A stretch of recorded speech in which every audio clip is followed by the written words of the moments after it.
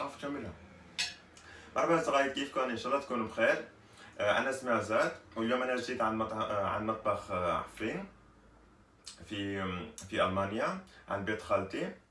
اليوم خالتي سوت لكم سلطة فول مع خضرة.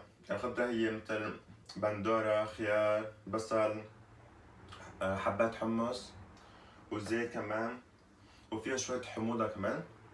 هي سلطة كتير طيبة، يعني بتمنى تجربوها عندكم. كتير طيبة، طعمة هيك يعني كتير حلوة. أوه. أنا جيت من بلجيكا خاص ناس عند بيت خالتي مشان أجرب أكلاتها. ما شاء الله أكلات خالتي كتير طيبين، وبتمنى تسوي هي السلطة عندكم.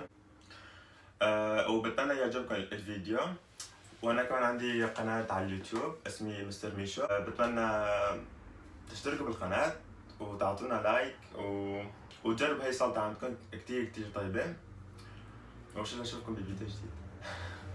وحطوا لايك عند هذا الفيديو كمان، حطوا لايك 100 لايك 200، واشتركوا بالقناة وشاركوا الفيديو مع أصدقائكم اللي بيحبوا السلطات وهيك شغلات.